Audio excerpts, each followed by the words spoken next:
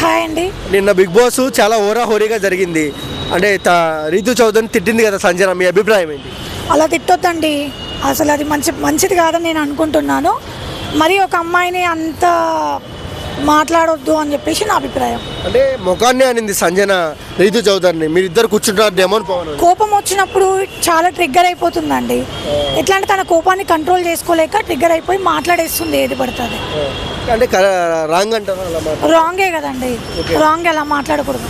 Okay, ఇద్దరిలో ఎవరు fair ఎవరు రీతు చౌదరి సంజన? అయితే రీతు చౌదరి చాలా ఇష్టం అండి. తను బయట నెగిటివిటీతో వెళ్ళింది కానీ చాలా పాజిటివిటీతో బయటకు వస్తుంది.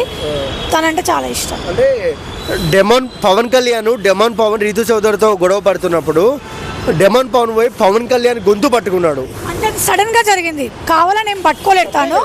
అవును పట్టుకోవద్దు, కానీ అది బై యాక్సిడెంట్ గా అక్కడ క్లిక్ అయిపోయింది అంతే. మీరు పట్టుకున్నారా గొంతు? ఏమైనా తప్పు కదా అది?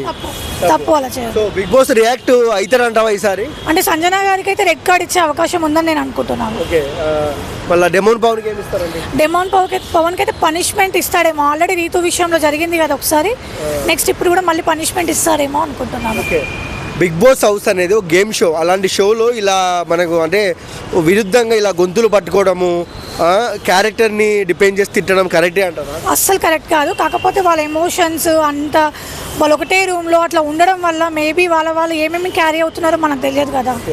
సో ఇక్కడ రీతు చౌదరి సంజన ఇద్దరిలో తప్పు చేసింది ఎవరు? సంజన గారు.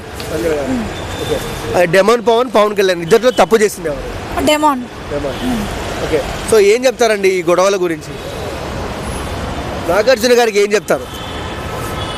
సార్ చూసుకుంటారు ఇంకా ఈ వీకెండ్లో ఎట్లాగో వాళ్ళందరికీ.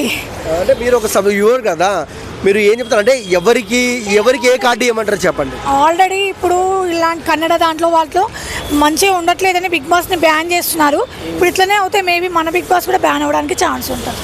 ఓకే, మరి గౌతమ్ వచ్చాడు, గేమ్ గెలిచిన వాళ్ళకే ఉంటుంది అన్నారు.